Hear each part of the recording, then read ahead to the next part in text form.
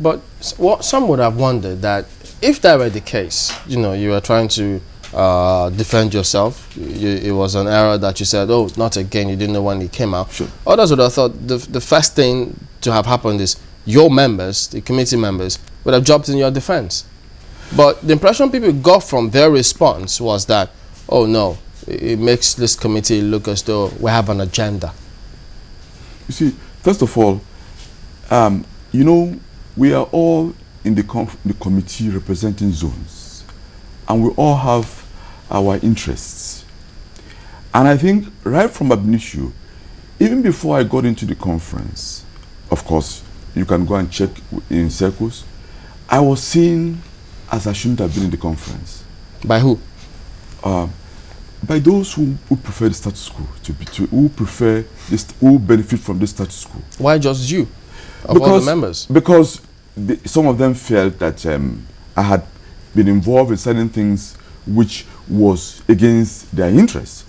I have never hidden the fact that I fight that my people should not be shortchanged. All I fight for, I'm not fighting against anybody, but my people have been shortchanged.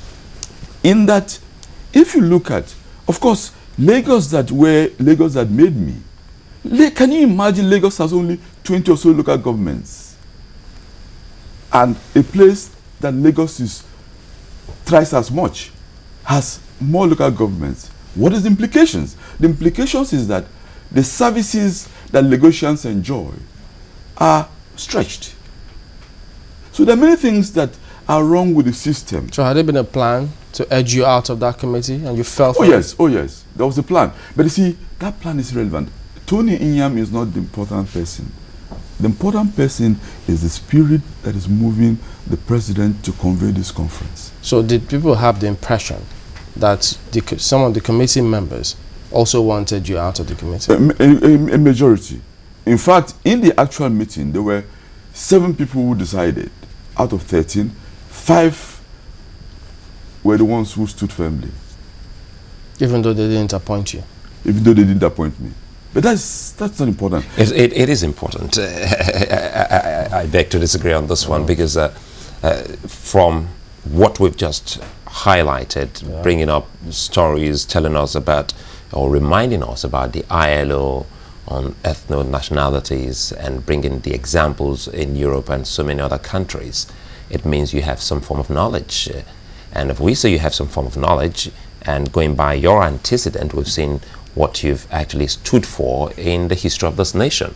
So if you made that one mistake by saying something on that day in that particular hall, and people charged at you, and there were some kind of altercation, I'm sure it was resolved in that particular hall, isn't it? So, but thing is, why would you be out of this particular committee that is supposed to be advisory and not even implementing anything as we speak? You see, gentlemen, you see, I'm a man of faith. Whatever happens, God knows why it's happened. All that is more important, with all respect, you see, we are at a crossroads. Many people think I don't like them from one part of the country. I can foresee that if we do not sit down to have a national conference, the alternative will be worse. And that is what some of us are crying out, that we should not allow ourselves to crash land. Rather, we should land in a way that we should come into a conference. So I will repeat, what is important is that the opportunity that we've been given to dialogues amongst ourselves and to negotiate how we want to coexist is much more important. I cannot but stress this over and over. It is not important what Tony Nyiam is. You see, it's not important. You see, what I'm crying out aloud is what Fela cried out aloud. Today, if you know, Fela is better remembered than those leaders who are still alive. Is that not? That is what some of us are fighting for. Our country, we are in an age. When I was a student in the UK, Malaysians, Singaporeans used to look up to Nigerians. Some of them used to ask me, please, can you help me get a job in your country? Today, they can employ me over. We were better. First class, we will make better degrees than Malaysians and Singaporeans and Chinese in the UK. So now that So what I'm asking for is that we are saying that if you have a system in place, Nigerians will excel. And that system has to be a system that will give people incentives to work hard. Not a system where funds are centralized in Abuja and the funds are seen as no man's fund for people to loot. There is nobody, whether if you bring Obama to come and govern in this system, it will not work. Systems have like vessels of governance. Leadership is captain. People talk about, oh, leadership is the problem. If you put a captain to captain a fast-moving boat, and you put another captain to captain a boat being rowed by hand, there's no way, no matter how good the one who is in the boat can achieve what. Now that you're out of that particular committee, how can you contribute to your quota into the success of this particular proposed national conference? Thank you very much. First of all, I thank you guys for giving me this forum. That's why, if you see, I'm always going back to the issue. I will not stop. I would, whatever, through the media, through every way, sensitize people that they should seize this opportunity. People should not blame the presidency if it doesn't work. As far as we've gone, people should accept their rights. I lived in the UK where youths, they were called Friends of the Earth. Friends of the Earth who became Greenpeace. I was part of them. They began, people thought they were, oh, these guys are troublesome makers, they are all this. But they made change.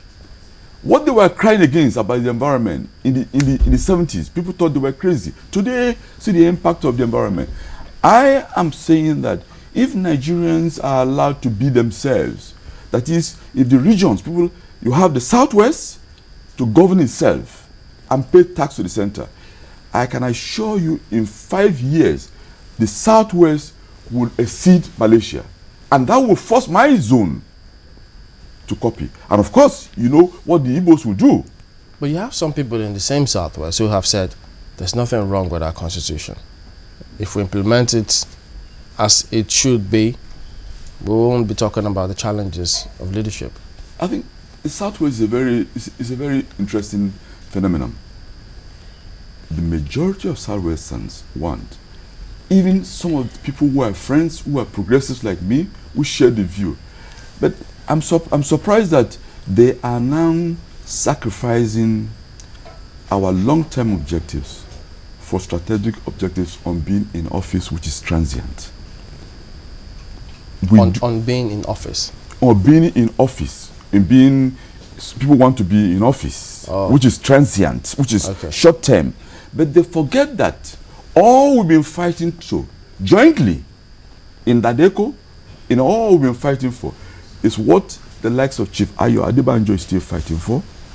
Eminent people like Jeko Ajayi-san are still fighting for. General Kinade is still fighting for. If all these eminent people in Southwest are talking, who is there to say that he's a leader that can compete with these eminent examples I've cited? Before you go, do you still get contacted by your former committee members? Oh yes. Senator Harriet, Senator Adudu, they still. I try to keep away so that not to see, but they still keep in touch. Because are you a card-carrying member of the PDP? I'm not. I've never been a card carrier of anybody. Of any party? But I respect. I worked during Obasanjo's regime. I went to campaign for him in the presidential committee in Lagos. I've always been a supporter of ACN, and in the federal now, you may say, I sympathize with the situation President Jonathan finds himself. You see, for anybody to think that because someone is a minority, he can be pushed aside, of course, I will never be part of that. That's why I have sympathy with the situation President Jonathan is. He's made his mistakes. But you see, people insulting him and talking down on him and all that. But what is important, this move Jonathan has made to give us a chance to dialogue, to renegotiate how we want to coexist, is an opportunity I beg all Nigerians to grab. All right, retired Colonel Tony Nyiam is a former member, Presidential Advisory Committee on the National Conference. Thank you for coming on this morning. I thank you guys for giving me the chance to say my side of the story. Thank you too. We'll be back after this break. Do join us again.